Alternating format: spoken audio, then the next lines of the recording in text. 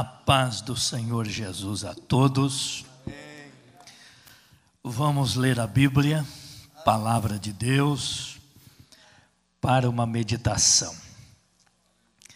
A Bíblia é cheia de coisas boas, coisas novas, e também, como coisas boas e novas, é um alimento perfeito que nos sustenta a alma, o coração, e o crente fica fortalecido na presença de Deus.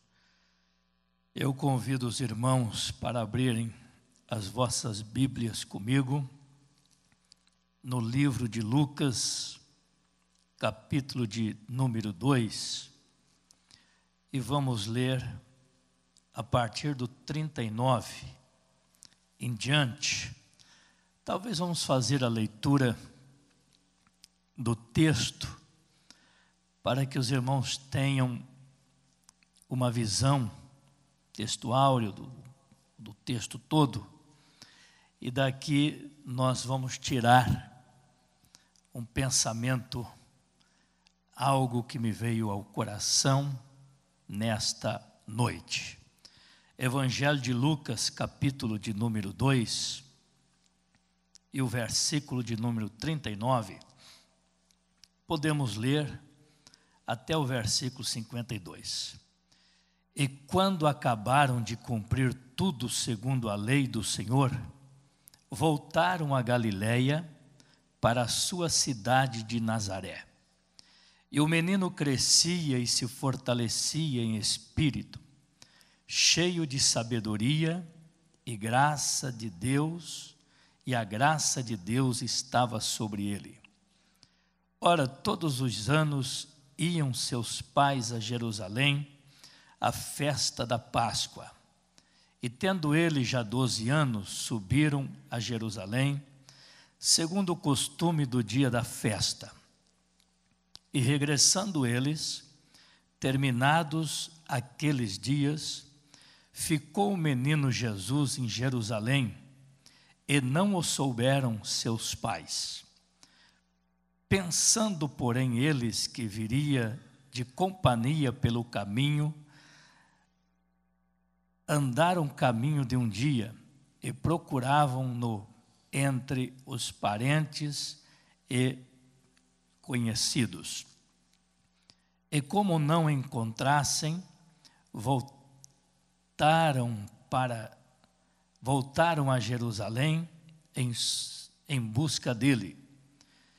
E aconteceu que, passado 3 dias, o acharam no templo, assentado no meio dos doutores, ouvindo-os e interrogando-os. E todos os que ouviam admiravam a sua inteligência e respostas. E quando o viram, maravilharam-se, e disse-lhe sua mãe: Filho, por que fizeste assim para conosco? Eis que teu pai e eu, ansiosos, te procurávamos. E ele lhe disse: Por que é que me procuráveis? Não sabeis que convém tratar dos negócios de meu pai? E eles não compreenderam as palavras que lhes dizia. E desceu com eles, e foi para Nazaré, e era-lhe sujeito, e sua mãe guardava no seu coração, todas estas coisas. E crescia Jesus em sabedoria e em estatura e em graça para com Deus e os homens. Amém. Tomem assento, meus queridos irmãos. Temos esse texto diante de nós que fala da pessoa bendita de Jesus, o Filho de Deus, que hoje Ele é o nosso Salvador. Para nós que aqui estamos, tivemos um encontro com Ele, encontramos Jesus e recebemos como Salvador, e hoje somos salvos. A Bíblia diz que todo aquele que invocar o nome do Senhor será salvo. E Jesus, nos seus ensinamentos, Ele afirma dizendo que aquele que perseverar até o fim será salvo. Aquele ou aquela que perseverar firmes será salvo. Será, está falando lá do futuro, será lá, né? Mas Paulo, em sua carta, ele afirma o seguinte, na sua epístola, que a mensagem do Evangelho, a mensagem da cruz, ela é loucura para os que perecem, mas para nós que somos salvos, é poder de Deus.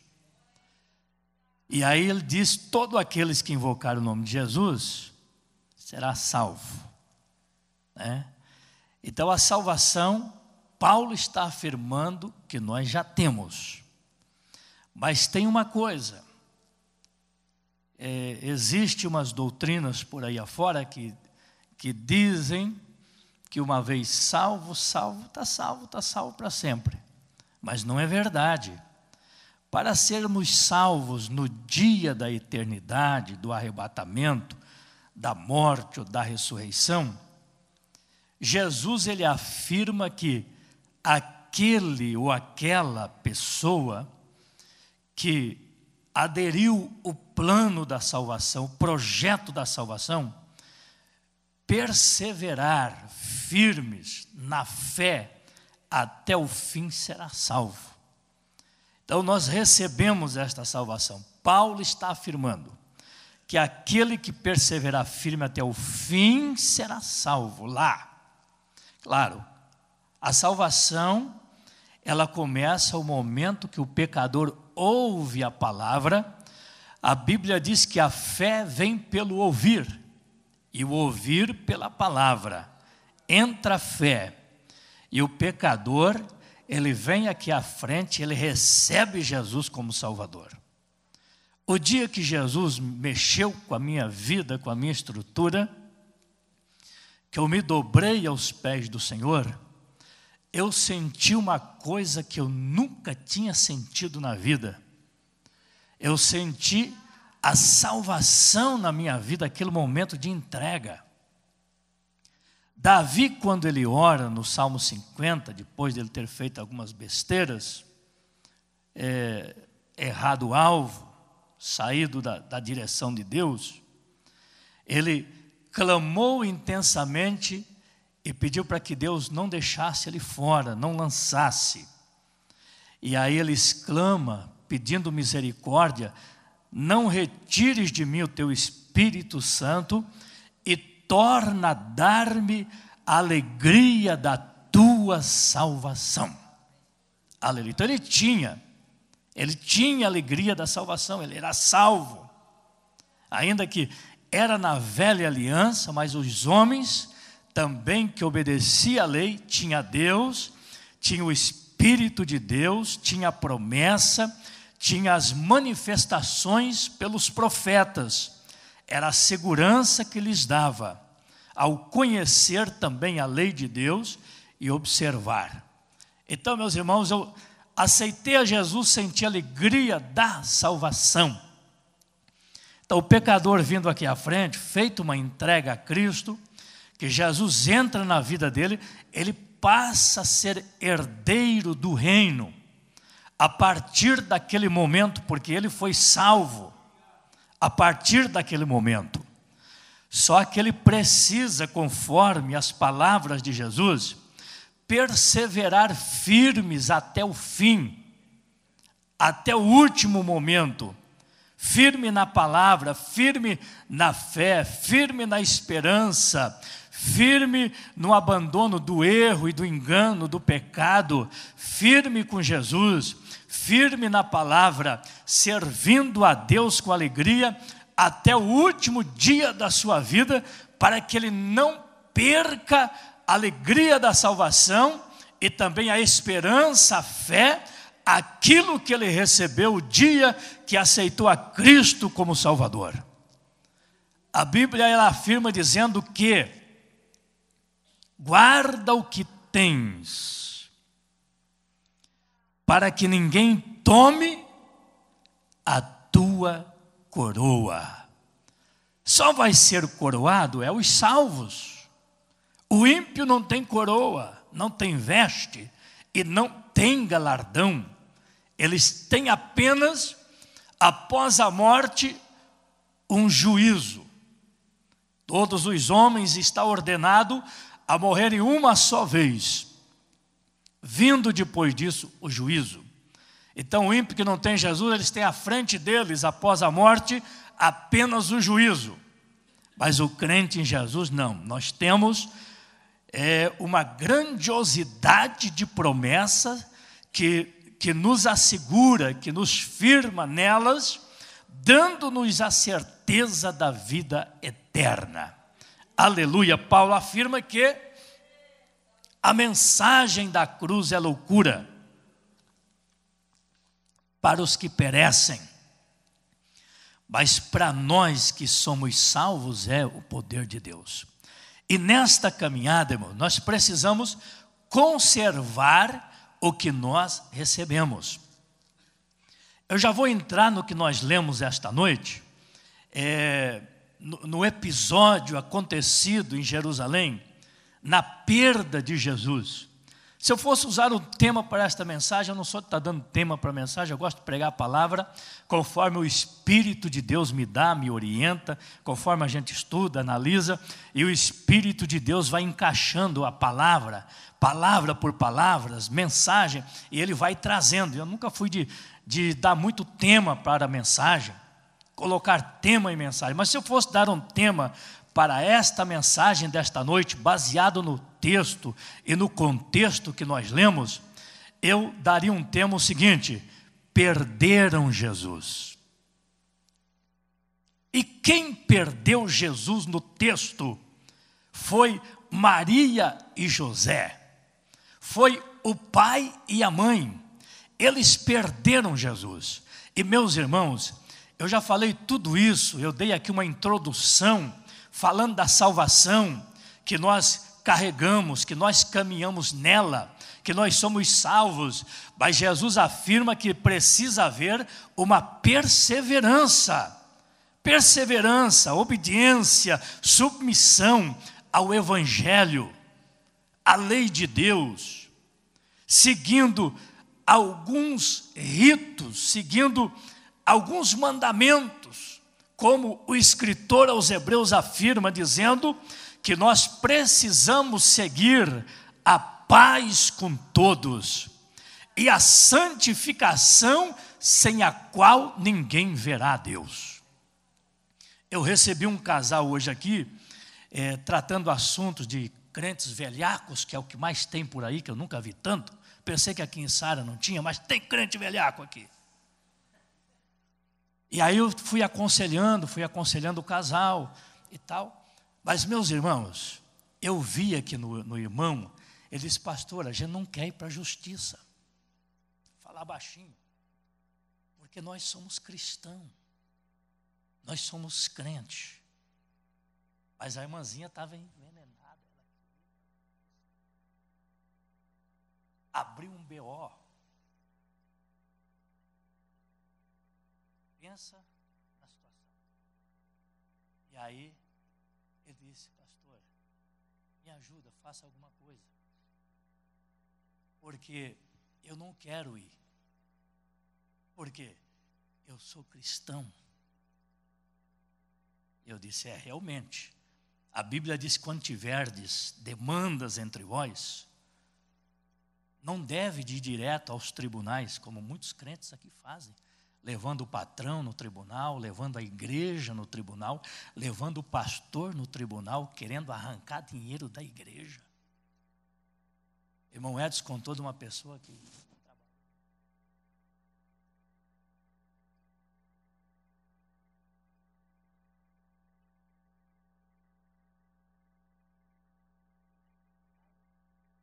Nós nunca enfrentamos isso para lá. Estou vendo isso aqui. E nós aconselhamos, à luz da Bíblia, um crente não ir ao tribunal levar o seu patrão. Vai lá no patrão, procura fazer um acordo, um acerto. Mas aqui não existe isso. É diferente o negócio aqui. É complicado. Aí ele disse, pastor, é cristão, o que eu vou fazer? Eu disse, não, vamos tentar mais um pouquinho. O obreiro lá vai intermediar, nós vamos ver o que nós fazemos. E eu disse, se depois for esgotado todas as instâncias dentro do circuito eclesiástico, daí você fica livre para fazer o que quiser, se nós não conseguir atender. Porque a Bíblia diz que nós havemos de julgar os anjos. A Bíblia fala. Então nós não podemos julgar as coisas mínimas? Claro que podemos, o pastor sabe julgar. A gente ouve os dois lados, analisa e julga. E esse julgamento tem que ser com retidão. Tem que ser aquele julgamento de sabedoria, como Salomão. Me dá o filho aqui, então traz a espada, eu vou cortar no meio, vou dar meio para cada uma. Aí a mãe, não, então dê tudo para ela. Não quero que meu filho morra dele inteiro. Aí Salomão disse, então entrega, porque o filho é dela. É essa sabedoria que nós precisamos ter, e nós ouvimos as partes como um juiz, e ali nós vamos pelo lado certo, sem puxar a sardinha para nenhum lado. Mas, meus irmãos, existem estas coisas, infelizmente, e aí nós precisamos ajustar estas coisas que ocorrem. Mas eu vi o cuidado daquele irmão.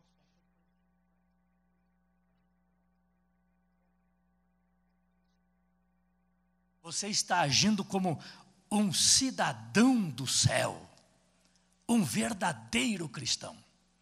Então, irmão, na nossa caminhada de fé, nós precisamos lutar para ter paz com todos e a santificação sem a qual ninguém verá a Deus. E vocês sabem que tem crente tumultuador, tem crente fofoqueiro, tem crente atribulado, que gosta de tumultuar, que gosta de alfinetar, que gosta de puxar tapete. Existe. Mas o verdadeiro cristão, ele não pode ser assim, ele tem que ser uma pessoa diferente. A sua palavra tem que ser sim, sim, não, não, que passar disso é do maligno. Nós temos que ser verdadeiros, sim ou não. Vou ou não vou, precisamos ser decisivos. E se temos uma palavra, mesmo que tenhamos perdas, mas devemos de procurar cumprir. É igual o voto. Quanto crente que faz voto para Deus abençoar ele? Abençoar ela, depois que Deus abençoa, ele esquece, ela esquece e leva a vida assim, ó. Não cumpre nem com Deus, como é que vai cumprir com os homens? Tem pessoas assim. Mas nós precisamos, na nossa trajetória aqui caminhada, procurar estar com o nosso olhar espiritual voltado ao alvo que é Jesus, que é Cristo, sem perder, porque nós vamos acostumando com a vida de fé e com a vida cristã, e de repente parece que nós, crentes, somos autônomos espirituais. E nós não somos autônomos espirituais. Nós temos um Deus acima de nós. Nós temos uma lei bíblica para cumprir. Nós temos uma regra para obedecer. Nós temos uma doutrina para obedecer. Nós temos sobre nós os pastores superiores que nós precisamos obedecer, porque a Bíblia diz que obedecei eles, porque são eles que velam pelas vossas almas, como quem um dia hão de dar conta delas diante de Deus. Então a missão do pastor é aquela missão de pai, missão de amigo, missão de apacentador, missão de acolhedor, missão de ensinador, de ensinar o reto caminho de Deus, como fazer para poder entrar no céu. Por isso que o escritor fala desta maneira com relação aos pastores.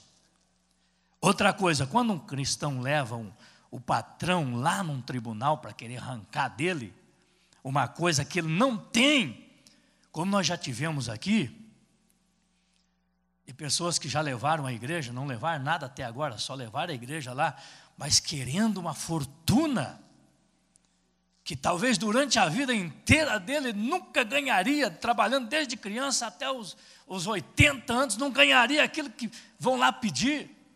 Outras pessoas pedindo horrores, querendo arrancar horrores da igreja.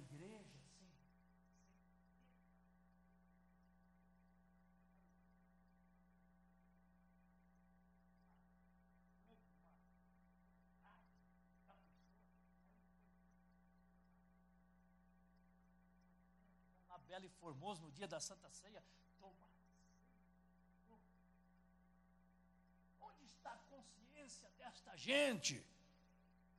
Então, irmãos, nós precisamos cuidar para, na nossa caminhada, não perder o foco, não perder Jesus, não nos tornarmos crentes autônomos e espirituais. Não, eu sou autônomo. O autônomo vai a hora que quer, vai o dia que quer, chega a hora que quer e sai a hora que quer. Se ele quer ir trabalhar, ele vai. Se ele quiser ficar dormindo, ele fica, porque ele é autônomo. Ele é o dono da vida dele. Mas eu venho observando nesses dias que nós estamos tendo na igreja muitos crentes autônomos, espirituais, que não têm compromisso com o pastor, com a igreja, com a sociedade. Eles só querem viver uma vida assim tranquila, arregalados, sem muito compromisso com a igreja, com o dízimo, com a família, com a comunidade. Vai o dia que quer, sai a hora que quer, tendo uma vida, parece que descompromissada com a verdade, com Deus, com o Evangelho, com a palavra. O que eu observo dentro desse contexto, eu vejo que estas pessoas, eles estão perdendo Jesus, porque já perderam o foco. Não, pastor, tem que ser light, é tudo light. Nós vivemos uma democracia, mas nós podemos dizer que vivemos uma democracia espiritual pela liberdade com que Cristo nos libertou quando nós o aceitamos como Salvador. Nós somos livres, não somos mais escravos. Mas essa democracia espiritual e que nos tirou da escravidão não nos condiciona a fazermos o que nós queremos.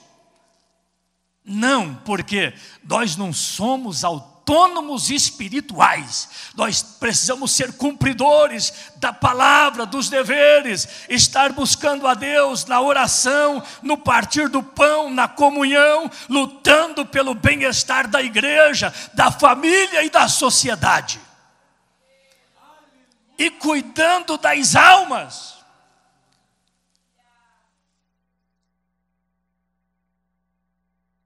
Nós estávamos analisando, nós recebemos um projetinho da missão aí do exterior, diz que teve irmão aí que virou o bico. Um missionário está pedindo um negocinho aí para fazer uma área de esporte lá.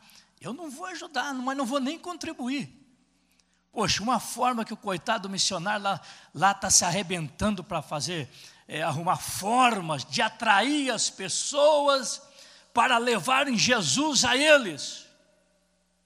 Esses irmãos não entenderam a moral da coisa. O Lucas, esse dia saiu, o Dom Lucas aqui. Ele saiu esse dia com a juventude, foi lá para a praça, começou a brincar com os jovens não crentes lá, se misturou. Camiseta, regata. Se passasse algum daqueles que gosta de dedar, sim, pastor, o João está lá tudo misturado, lá com o zipo numa bagunça. Mas o projeto deles era se misturar para depois arrebanhar aquelas pessoas e pregar o evangelho, pregar a palavra, como eles fizeram, e resultou em almas que já estão aqui servindo a Deus, se preparando para se batizar em águas. Olha aí. E esse jovem disse que quer ser pastor. Ele disse: o meu desejo agora é ser pastor. E está no discipulado. Está vendo, irmãos? Está no discipulado, está vindo querendo aprender a tocar, parece que estudando música, já está cooperando ali na porta. Aí eu fico analisando, parece que a igreja hoje, boa parte da igreja está aqui dentro do templo, esperando Jesus voltar e querendo a bênção. E o pecador, como fica? Eu acho que nós perdemos Jesus, estamos perdendo Jesus. Aleluia! Oxalá que a nossa caminhada, ao decorrer do tempo, dos anos, não achamos nós que somos autônomos espirituais e que não temos dever para com Deus, para com a igreja, para com os seus superiores. Quando alguém leva o patrão lá na justiça, aquele crente já pecou. Aquele crente já quebrou uma regra. Eu não sei porque estou falando tanto nisso hoje. O assunto é outro. Já quebrou uma regra, porque Paulo diz assim, que os servos devem obedecer os seus senhores, os seus patrões. A Bíblia fala disso. O meu pai era um homem não crente, irmãos. Ele desbravou muito, foi colonizador de café no norte do Paraná.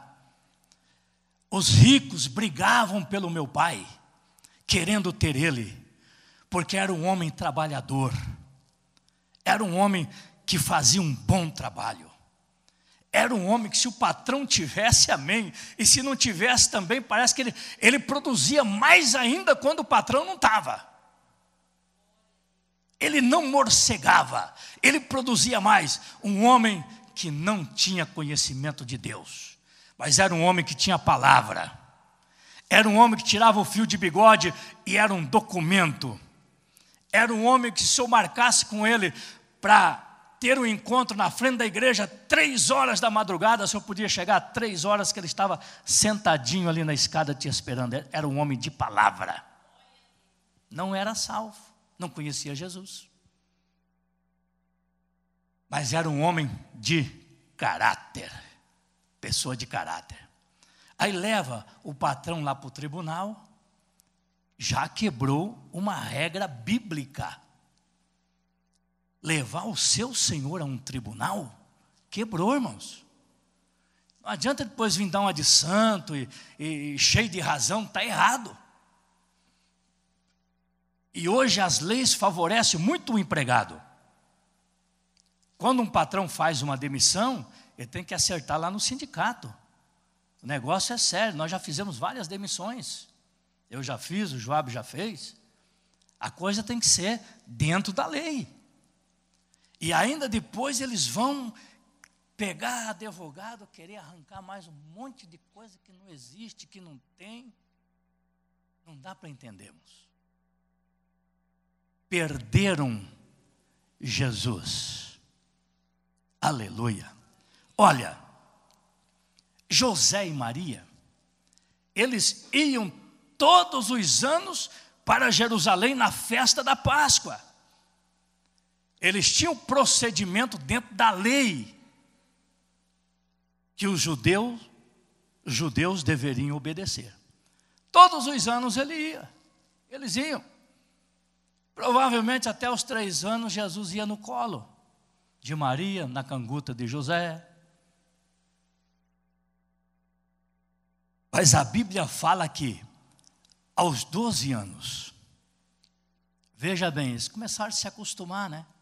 Se acostumando, saía da Galileia, de Nazaré, ia para Jerusalém, na festa da Páscoa. Todo ano Jesus ia junto. Todo ano. A vida ficou rotineira. E chegou o momento, aos 12 anos de idade, eles foram a Jerusalém e voltaram. Não deram mais muita bola, não se preocupou muito. E Jesus fica em Jerusalém, no meio dos doutores. E eles vieram para Nazaré, a sua cidade. E eles, distraídos, já acostumados, idêntico, autônomo, não se preocupou, pensou que Jesus já tinha vindo na frente, um molequinho, menino Jesus, crescendo. Tinha vindo com os parentes, com os amigos, e eles não deram nem bola mais. E vieram, chegaram em Nazaré, aonde está Jesus? Foram nos vizinhos, nos amigos, que também subiam a Jerusalém, e não estavam ali. Começou a surgir uma preocupação e uma grande ansiedade no coração de Maria, como nós vemos aqui. E eles voltaram para Jerusalém. Tinha passado 3 dias já, procurando. Aí eles chegam lá num lugar, próximo do templo. Jesus estava lá, debatendo, discutindo a causa de Deus no meio dos doutores e com os doutores. E ele estava sendo interrogado pelos doutores, os mestres da lei. E eles admiravam da sabedoria de Jesus. E como ele respondia? Ele tinha 12 anos. Aí Maria e José chegam, lá estava o menino. Ficaram admirados. Meu filho, por que fizeste isso conosco? Eu e teu pai te procurávamos e não achamos. A gente ficou triste, preocupado. Aí Jesus disse: por que me procuráveis? Eu estava tratando dos negócios de meu pai. Ele estava tratando dos negócios de Deus. Irmãos, a nossa caminhada cristã evangélica, será que com o decorrer dos dias isso é normal? Nós não vamos relaxando das coisas de Deus e ficamos costumeiros, autônomos. E de repente nós estamos caminhando só, e às vezes nós pensamos que Jesus está conosco, e Jesus não está mais conosco. E Paulo manda dizer, ele afirma na sua epístola, dizendo que nós precisamos procurar ver se Cristo está conosco em nós ainda, ou se nós já estamos reprovados. Porque se Cristo está comigo, eu preciso sentir Ele comigo. Eu preciso sentir a sua unção, a sua glória, o seu poder. Desta forma nós podemos provar para ver se Deus, se Ele está conosco ou se nós já fomos reprovados. Não, eu já estou longe, já não sinto mais a presença de Deus. Já não falo mais línguas, já não tenho mais sonhos, eu estou diferente. Se eu for na igreja uma vez por semana, cada 15 dias, ou uma vez por mês, tomar a Santa Ceia, tá bom? Não tá bom não, mas você perdeu Jesus lá em Jerusalém. Jesus ficou para trás, você está caminhando sozinho. Da sua caminhada, Jesus já não está mais contigo. Oh, glória! José e Maria perderam Jesus. Depois de 12 anos indo com o menino para Jerusalém, todo ano, ia e voltava de Nazaré, Galileia, Nazaré, Jerusalém, Jerusalém, Galileia e Nazaré, todo ano. E no 12º ano, eles perdem Jesus. O pai e a mãe, José e Maria, perderam Jesus. Jesus ficou no templo em Jerusalém e eles vieram contando história, tranquilo, como se nada fosse. Aquela preocupação com o filho já não estava mais tão profunda, que eles chegaram a esquecer. E a caminhada não era daqui lá no centro não, era longe. Era distante. Perderam Jesus. José e Maria perderam Jesus. Aleluia. Será que na nossa trajetória, nossa caminhada, nós não estamos distraídos, vindo na igreja uma vez por semana, 2, só o domingo, só a quinta? Uma hora vem aqui, uma hora vai procurar Jesus em outro lugar. uma hora vai procurar Jesus ali, uma hora tem um pregador de bênção e de milagre, corre lá procurar Jesus lá, vê se acha um milagrinho lá. Tem muitos crentes à procura de Jesus. Tem muitos crentes procurando Jesus em ministérios. Tem muitos crentes procurando Jesus em outras igrejas. Aleluia, porque eles perderam Jesus. Eles estão vazios de Jesus. Eles estão sem graça. Eles estão autônomos. Eu já vi pessoas dizer, não, igreja não é a placa. Não desprezeis as vossas congregações, como é costume de alguns. Quem despreza está quebrando uma lei, está quebrando um mandamento, está quebrando uma regra. Não desprezeis as vossas congregações, como é costume de alguns que desprezam. Perderam Jesus. Eu me lembro que uma época que a Deus e Amor era... Tinha crente que pegava o ônibus aqui, ia lá para São Paulo ver o Davi Miranda e ficar lá na batina dele para ver se pegavam uma virtudezinha, um milagre. Quantos assembleianos que voltava doente ia ser curado ali, ó, quando se humilhava, chorava, vinha para o templo buscar a presença de Deus. Aí eram curados, aí eram salvos, aí eram redimidos, aí eram restaurados pelo poder de Deus. Alcançava a vitória e a bênção de Deus. Perderam Jesus. Ansiosos ficaram. Maria disse, eu e o Pai, nós estamos ansiosos, te procurando, 3 dias.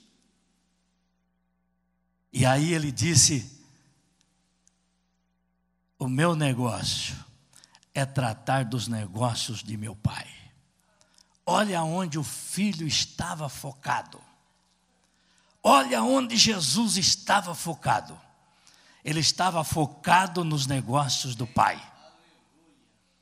Eles estavam focados Jesus, ele estava focado nos negócios de Deus, na causa do reino, com 12 anos de idade. E José e Maria parece cumprindo aquele ritual religioso de todo ano ir a Jerusalém na festa da Páscoa. Perderam Jesus. Eu estava meditando, o nosso irmão fez a leitura no Salmo 73. E Asaf começou no Salmo 73 dizendo o seguinte: bom é Deus para com Israel e para com os limpos de coração. Aí Asaf começa a falar dele. Os meus pés quase se desviaram. Foi por um fio, quase se desviaram inteiramente. Aí o Asaf começa a dizer, eu tinha inveja do ímpio. Eu olhava para aquelas pessoas que prosperavam. Eu tinha inveja deles. Olha o coração de Asaf. Asaf era um crente. Asaf era um músico. Asaf era o levita da casa de Deus, do templo. Eu tinha inveja deles. Eu percebia que nem na morte eles se abalam. Estão revestidos de força. Eles, com os seus olhos gordos de gordura, eles erguem a sua língua e fala até os céus maliciosamente. E a sua língua e seus olhos percorrem a terra. Eles estão em segurança. Eles aumentam suas riquezas. Mas ele começa dizendo uma coisa muito certa: bom é Deus para com Israel e para com os limpos de coração.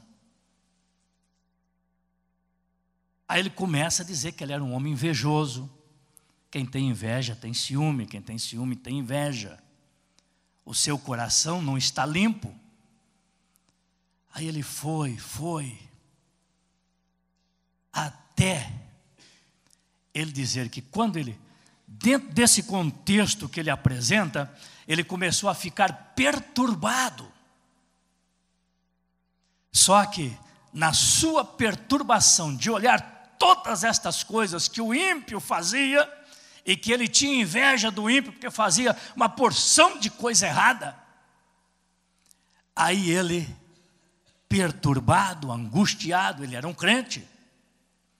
A Bíblia diz assim que, até que eu entrei no santuário de Deus,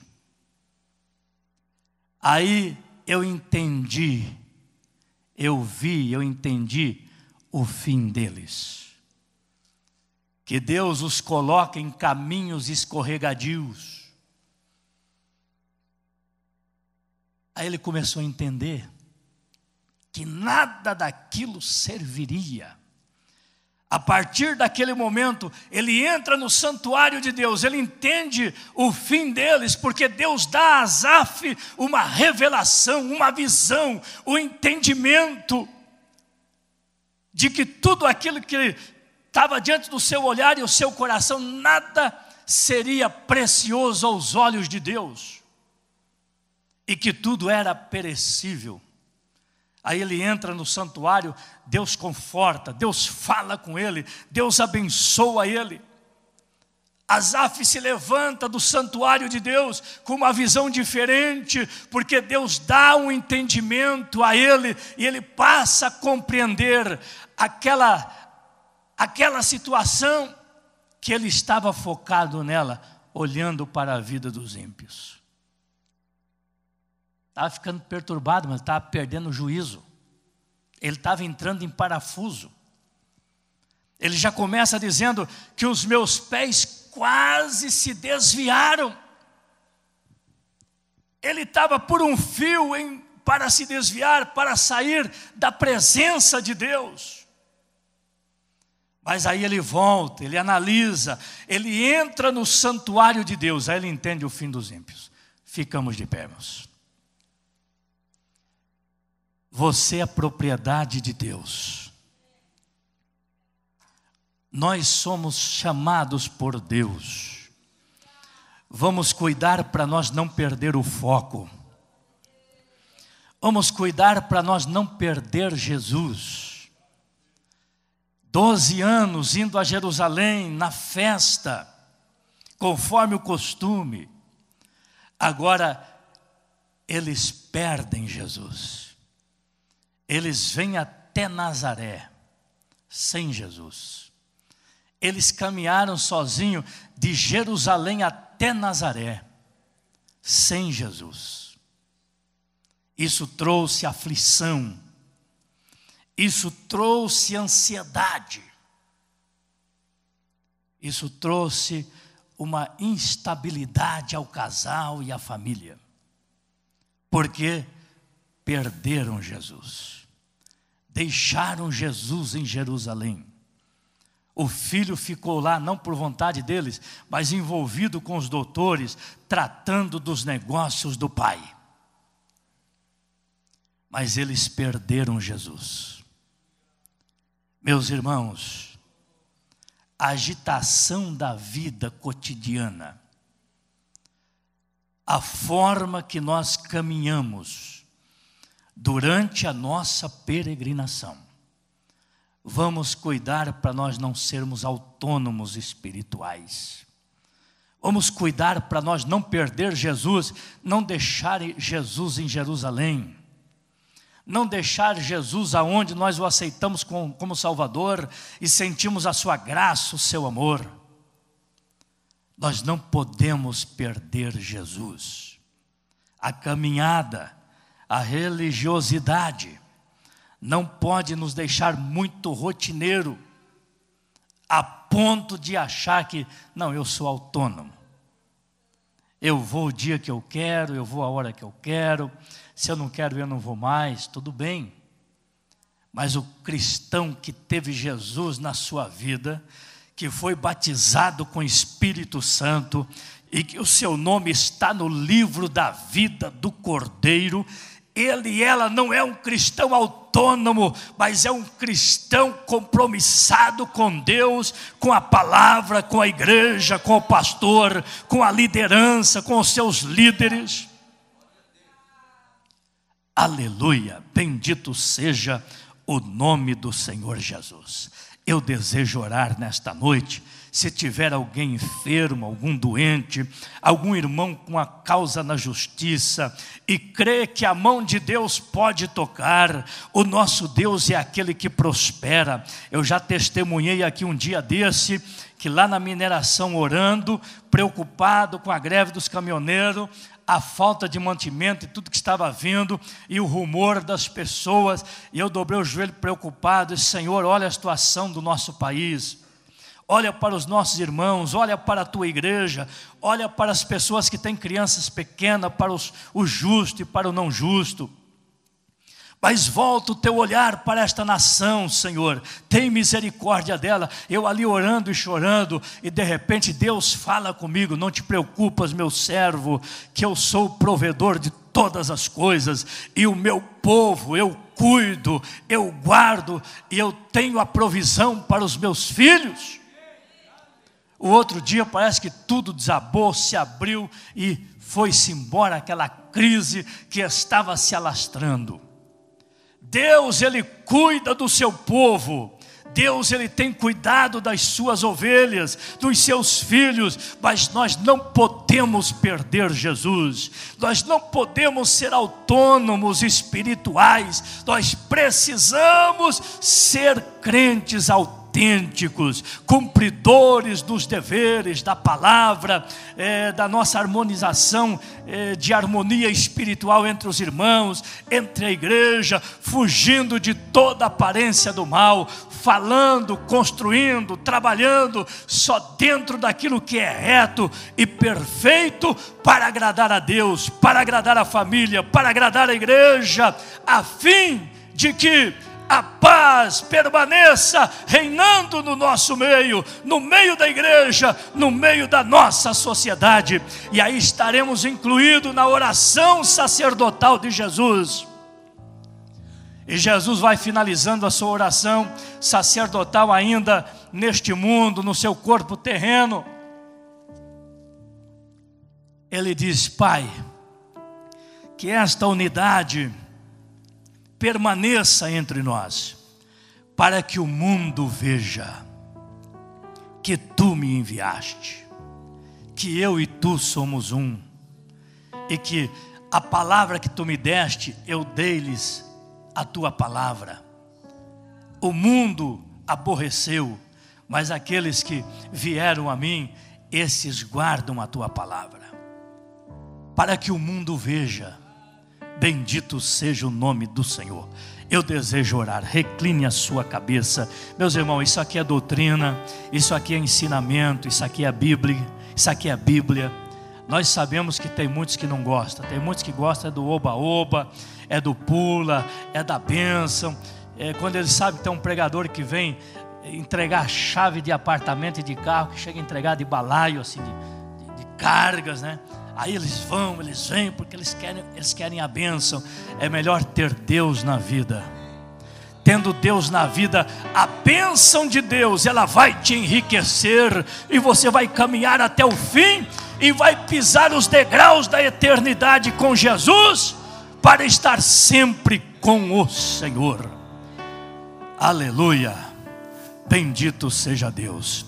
Amado Deus e Pai, em nome de Jesus, o teu Filho, oramos nesta noite, Senhor, após ministrar esta palavra de ensino, esta palavra bíblica, Senhor, esta palavra como espada, meu Deus.